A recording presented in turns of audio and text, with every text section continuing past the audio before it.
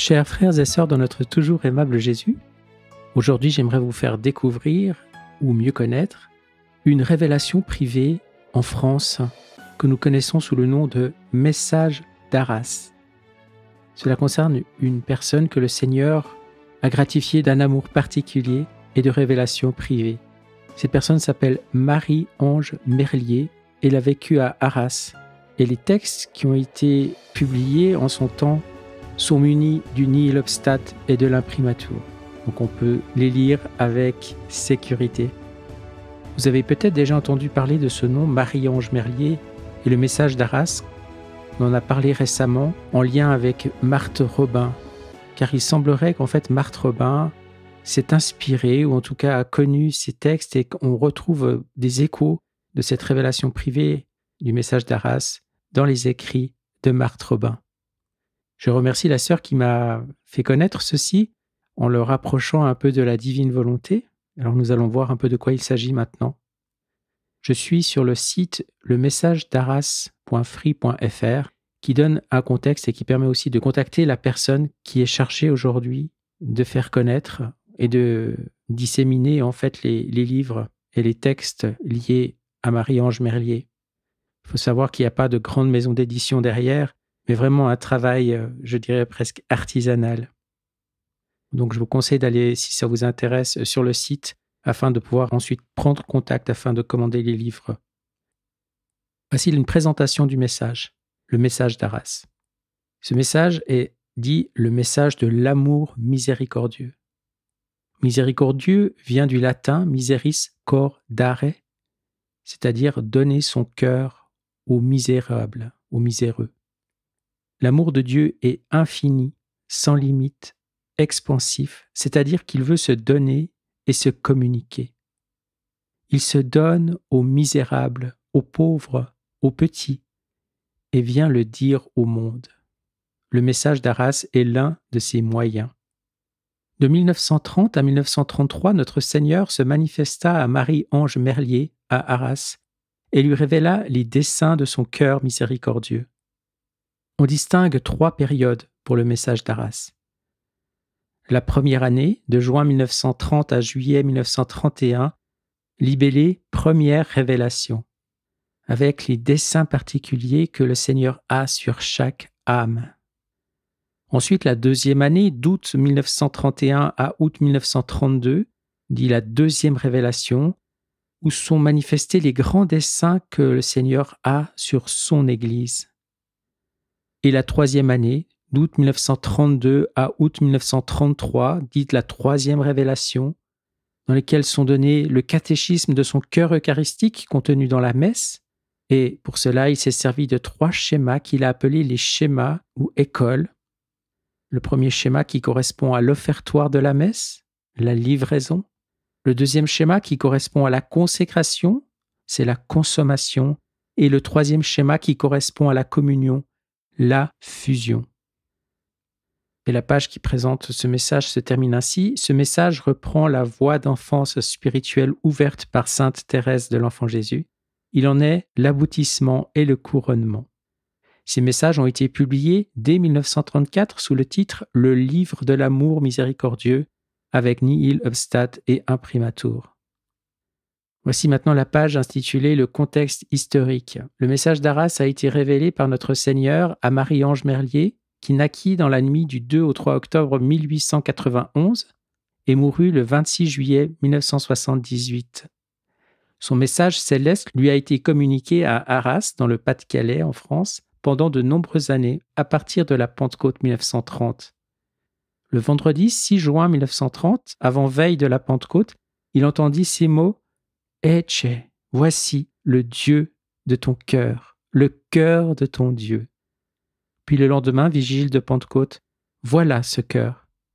Voici que je crée de nouveaux cieux qui seront pour toujours la cause de votre allégresse. J'ôterai du dedans de vous votre cœur de pierre et j'y mettrai un cœur de chair. Faisons ce cœur à notre image et ressemblance. » À partir de la fête du Sacré-Cœur, le 27 juin 1930, commença un enseignement dont le corps principal dura 3 ans. C'est les 3 années que nous avons vues tout à l'heure. Ces 3 années donnent la substance du livre de l'amour miséricordieux qui reçut l'imprimatur du chanoine Caron, vicaire général d'Arras, le jeudi saint 29 mars 1934. Dans les années qui suivirent, 7 autres recueils de nouveaux messages furent publiés, tous munis de l'imprimatur. Ces messages forment un ensemble appelé la messe vécue. Marie-Ange entra au Carmel le 31 mai 1920 et en sortit le 6 octobre 1920 pour des raisons de santé. « Soyez Carmel », lui conseilla un prêtre à sa sortie du couvent. Toute sa vie, elle vécut le plus souvent dans des communautés religieuses, tout d'abord chez les Ursulines, enseignantes, puis plus tard, jusqu'à sa mort, chez les Augustines, hospitalières. Durant de longues années, le bon Dieu lui donna comme compagne Mère Marie de l'Eucharistie, une religieuse ursuline qui fut attachée officiellement par les autorités religieuses au rôle d'apostolat que le bon Dieu lui destinait auprès de Marie-Ange, dont elle devenait la voix, Marie-Ange étant le doigt de Dieu. Marie-Ange restait, selon la volonté du bon Dieu, cachée, tandis que Mère Marie de l'Eucharistie faisait un apostolat visible en donnant des conférences, en organisant des sessions, des journées chrétiennes, se déplaçant beaucoup jusqu'en Amérique. Marie-Ange et Mère Marie de l'Eucharistie, en 1934, date de la publication du livre de l'amour miséricordieux, reçurent officiellement et successivement ces charges.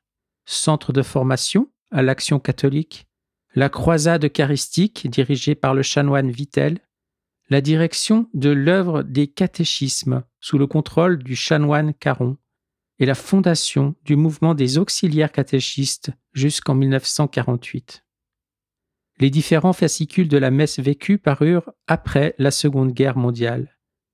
Mère Marie de l'Eucharistie mourut le 16 décembre 1966 et Marie-Ange 12 ans plus tard en la fête de Sainte Anne le 26 juillet 1978.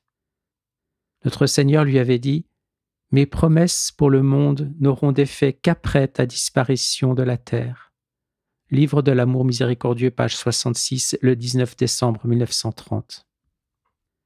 Donc vous l'avez compris, il y a plusieurs livres qui ont été publiés, dont le principal est le livre de l'amour miséricordieux. Dans cette vidéo, nous allons partir d'un autre livre qui s'appelle le guide du livre de l'amour miséricordieux. Pour comprendre de quoi il s'agit, je vais vous lire maintenant les notes préalables indispensables à la compréhension de ce guide. Je commence la lecture. Ce guide a été ébauché par le père Jean-Baptiste Manceau, de vénérable mémoire.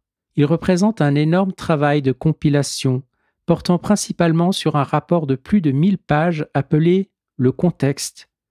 Ce rapport, en son temps, a été rigoureusement examiné par Monseigneur Caron, alors supérieur au grand séminaire et vicaire général de l'évêché d'Arras.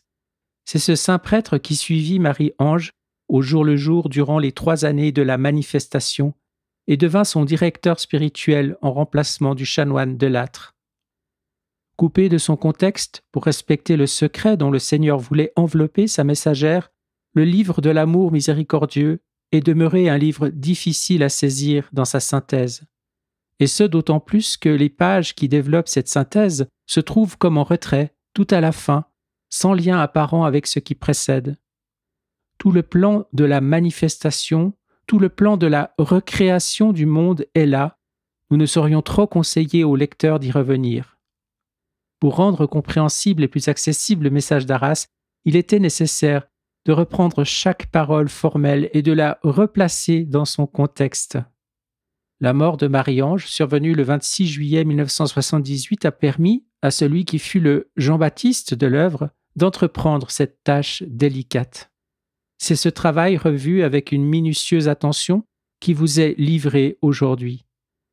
Si, exceptionnellement, à cause des difficultés inhérentes au fait de condenser, le texte littéral n'a pas été décalqué, l'esprit et le sens en ont toujours été scrupuleusement respectés. Les paroles publiées dans le livre de l'amour miséricordieux ne sont pas reproduites dans le guide. Elles y sont seulement signalées par les premiers mots précédés du chiffre de la page où elles se trouvent. Il importe donc nécessairement d'avoir toujours sous les yeux à la fois et le guide et le livre. Je passe ensuite quelques paragraphes plus techniques où sont d'ailleurs rappelés ce que nous avons déjà lu tout à l'heure, donc les 3 années de la manifestation, et je saute au dernier paragraphe conclusif de ces notes préalables. Ce guide a pour rôle d'aider le lecteur à tirer profit du livre de l'amour miséricordieux. Il en est la clé. Il n'est pas un travail de réflexion, mais de présentation. Un jour viendra où il sera rendu compte des réalités mystiques qui foisonnent tout au long de la manifestation et où seront élaborées la théologie du cœur eucharistique qui s'y dessine, ainsi que la doctrine approfondie du mystère de la messe qui s'y trouve révélée.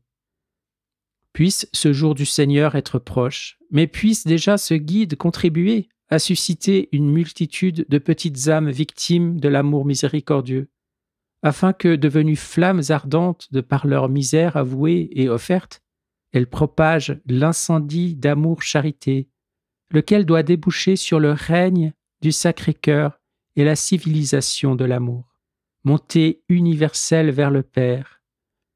Voici que je monte vers mon Père et votre Père, vers mon Dieu et votre Dieu. Avant de lire quelques pages du guide, je vais revenir au livre de l'amour miséricordieux en ces dernières pages qui proposent une sorte de synthèse en quelques lignes titrée « Genèse des desseins de l'amour miséricordieux ». Cela nous donnera une vue globale que nous pourrons ensuite approfondir. Voilà ce qui est écrit. Dieu crée parce qu'il est l'amour infini, expansif. Il recrée car son œuvre a été saccagée par le péché et parce qu'il est l'amour miséricordieux.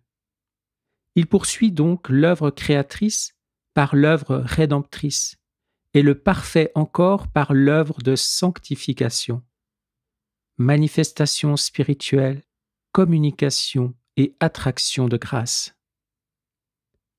La Trinité d'amour est tout entière penchée sur cet ouvrage qu'elle aime. Elle le veut réaliser tel qu'il a été conçu dans sa sagesse et sa bonté. Pour cette œuvre, la Trinité sainte s'associe l'humanité créée libre et intelligente.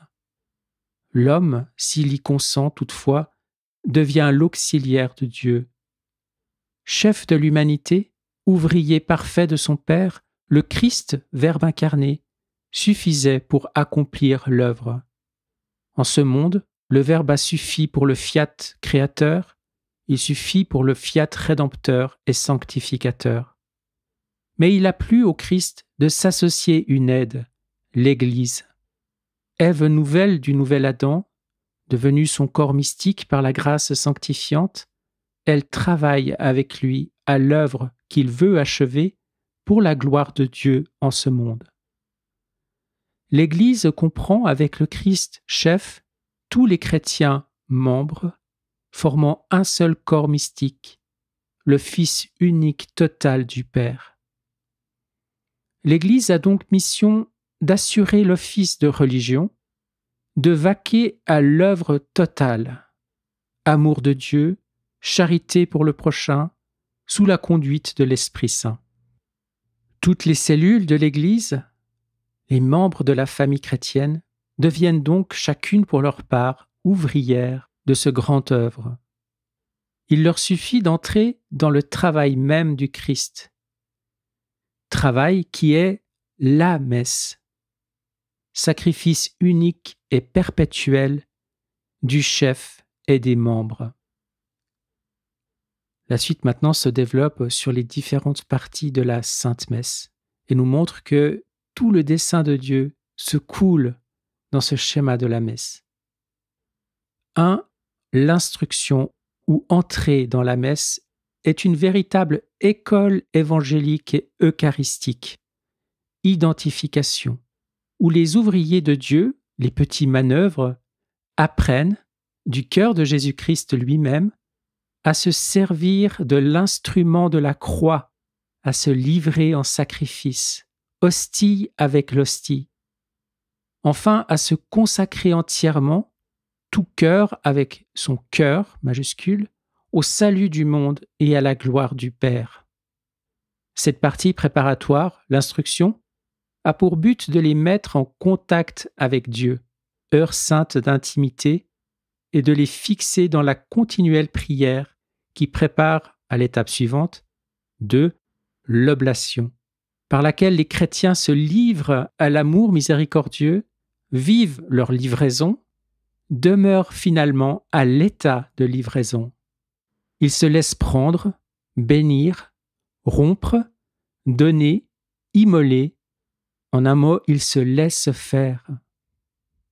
Toutes les livraisons individuelles étant mises à l'un, se réalise le sacrifice perpétuel de l'hostie unique, c'est-à-dire du chef et des membres du corps mystique, sur l'autel unique, la croix, par le prêtre unique, c'est-à-dire Jésus prêtre, plus ses prêtres, plus tous les chrétiens. Cette offrande totale aboutit à 3. La consécration universelle, faite de toutes les consécrations individuelles, du corps mystique en état de consommation. Dieu ratifie la consécration effective par son opération de grâce transformante, consommant définitivement le sacrifice lui-même, qui s'épanouit alors en 4. La communion ou alliance universelle de tous les frères entre eux dans l'unité de charité, de la chrétienté avec le Christ, dans l'unité d'amour et de ce Christ total avec Dieu. Ainsi s'opère 5. L'action de grâce, grâce en action, en parenthèse, qui est la transformation ou glorification du corps mystique tout entier. Voilà donc l'Eucharistie totale réalisée. Eucharistie sacrement plus Eucharistie nôtre, royaume de Dieu en ce monde. Par l'Eucharistie ainsi complétée, toute la chrétienté remonte au Père, en son chef Jésus-Christ et dans le souffle de l'Esprit. C'est l'œuvre de glorification qui s'accomplit. Le règne de Dieu arrive. Dans cette vidéo, nous allons nous arrêter au prologue. Et je vais vous lire les pages du guide et citer parfois le livre de l'amour miséricordieux directement quand dans le guide il y a une référence claire à un passage. Le prologue commence dans le guide ainsi. Fin avril 1930. Marie, mon bon maître. Voilà le premier mot, Marie. Il fait écho à celui qu'entendit Marie-Madeleine pleurant à l'entrée du tombeau vide à l'aube de Pâques. Marie, Rabouni, c'est-à-dire mon maître. Va vers mes frères. Ainsi, dès le premier appel, Jésus identifie sa messagère qui se nomme effectivement Marie, Marie-Ange Merlier, avec la grande pécheresse qui, aussitôt délivrée de son extrême misère, se mit à aimer extrêmement. Par ce choix, le divin cœur dévoile ses grandes intentions en la manifestation, avec M majuscule. Il vient offrir son pardon aux plus grandes misères. Le livre de l'amour miséricordieux annonce l'heure de la plus grande miséricorde offerte aux plus grands pécheurs.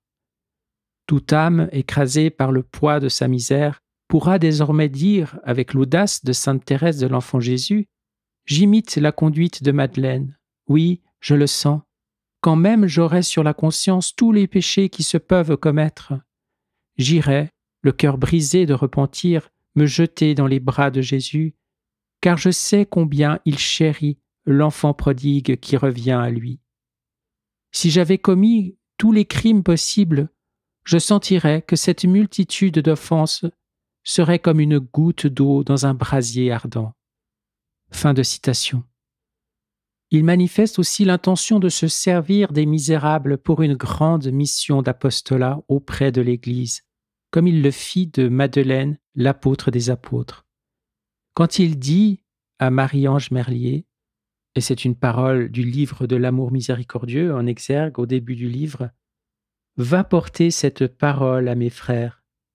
Voici que je monte vers mon Père et votre Père, vers mon Dieu et votre Dieu. » Quand Marie-Ange entendit ce mot « va », elle ressentit une forte impulsion.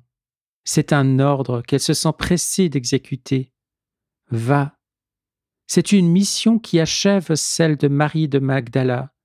Tel est le modèle offert aux grands pécheurs de notre temps. Comme elle, ils peuvent beaucoup aimer et devenir d'ardents apôtres.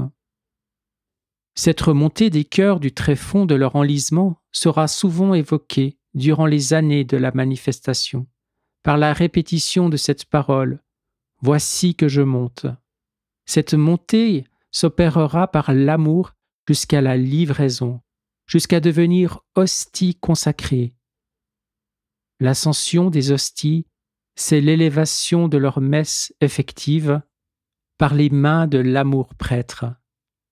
C'est l'ascension mystique des âmes se détachant par la puissance de l'amour divin de toutes choses et de soi-même pour grandir en charité jusqu'au sein du Père.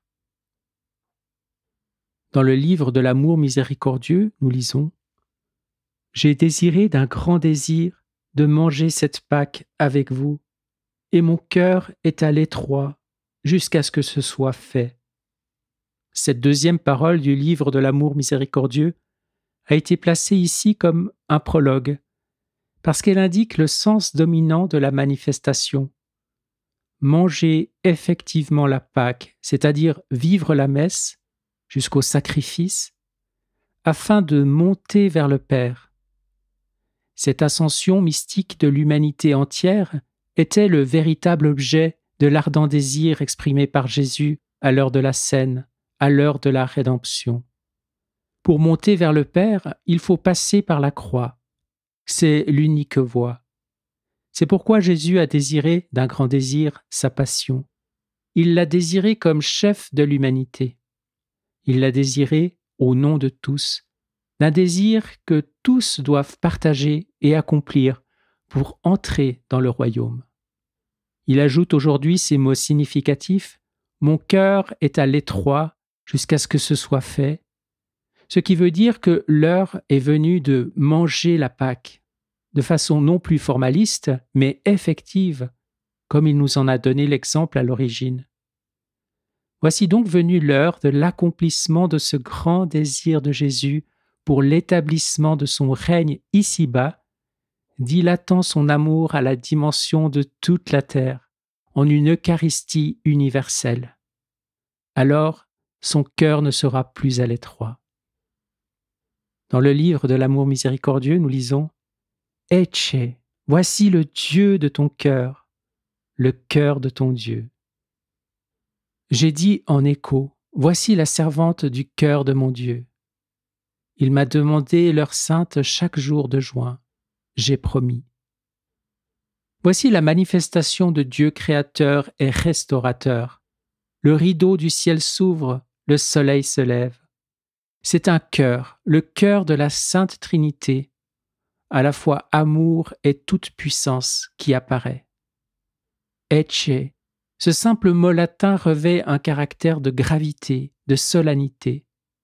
En ce premier vendredi du mois qui suit l'ordre donné en 1673 à Sainte Marguerite Marie, ce mot relie la nouvelle manifestation du Sacré-Cœur à celle de Paray-le-Monial. Quelque chose de grandiose commence. Ce n'est plus seulement un appel comme il y a 3 siècles, c'est un lever de rideau, une intervention active pour l'accomplissement d'un dessein qui domine l'histoire de l'humanité. En outre, 1930 est l'année centenaire de l'institution de l'heure sainte mensuelle des premiers vendredis, demandée en 1673. Ecce, c'est le mot de la fin des temps.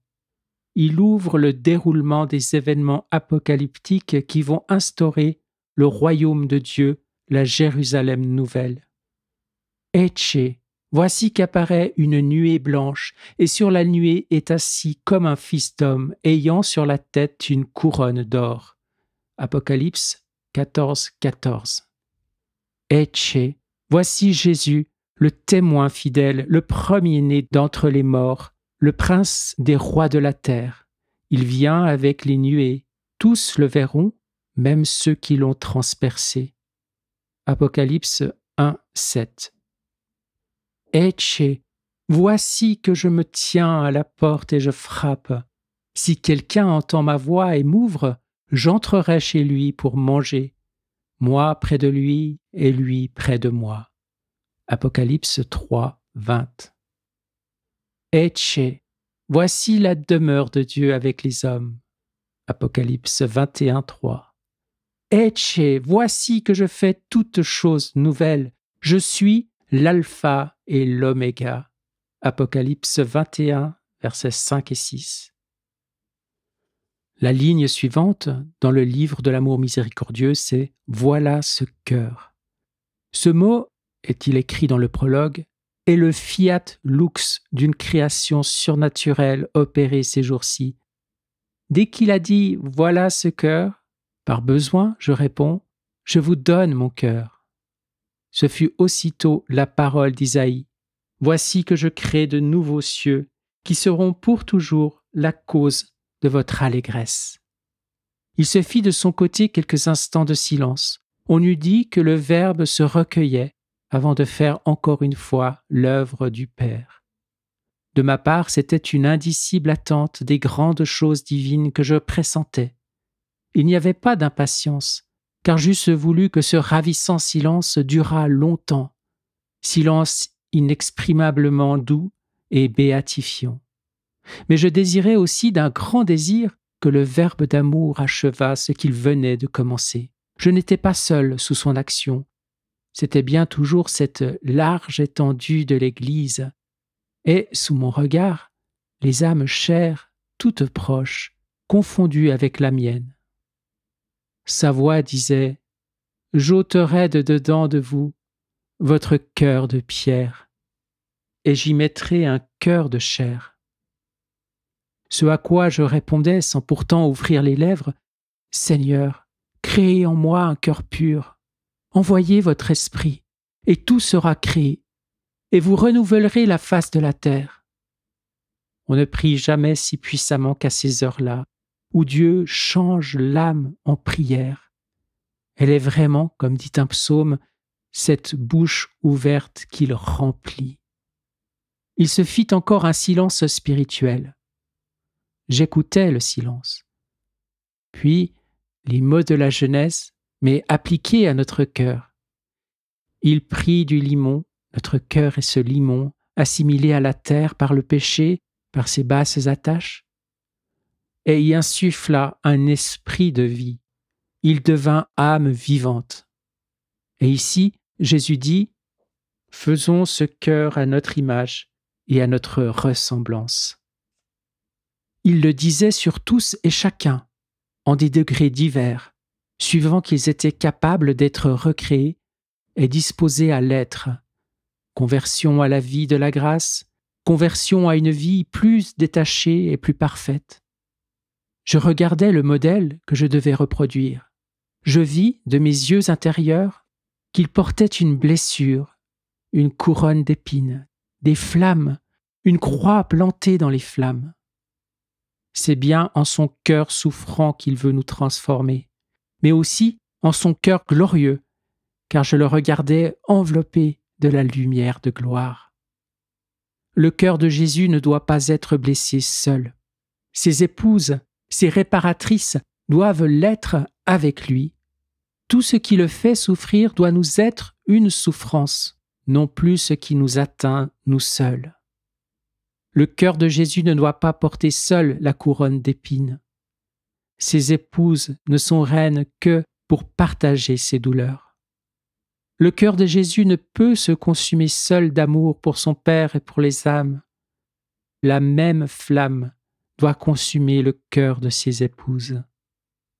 L'oméga de la restauration universelle va répondre à l'alpha de la création. Dieu dit « Faisons l'homme à notre image et à notre ressemblance » et Dieu créa l'homme à son image. Genèse 1, 26. Toute l'humanité de tous les temps fut créée dans sa programmation originelle, le vieil Adam. De même, ce cœur refait à la fin des temps est la totalité des hommes refait dans le nouvel Adam, Jésus-Christ, formant l'un en Dieu. Qu'il soit un comme nous sommes un. Jean 17. Il faut méditer dans l'adoration cette page 13 du livre de l'amour miséricordieux. Ces paroles divines orientent la manifestation tout entière. Elles en sont le germe fécond. De plus, elles évoquent la majestueuse proclamation du décalogue devant Moïse au sommet embrasé du mont Sinaï. Il est écrit, page 137, « C'est la théophanie de mon cœur eucharistique ». Cette théophanie, le contexte le rappelle fréquemment, est en rapport avec Montmartre et la France. Nous regroupons donc ici les passages principaux où ces thèmes se mêlent éloquemment. Et l'exposition du prologue se poursuit donc avec un florilège sur ce thème. Nous allons nous arrêter ici et nous reprendrons dans une prochaine vidéo. Soyez bénis.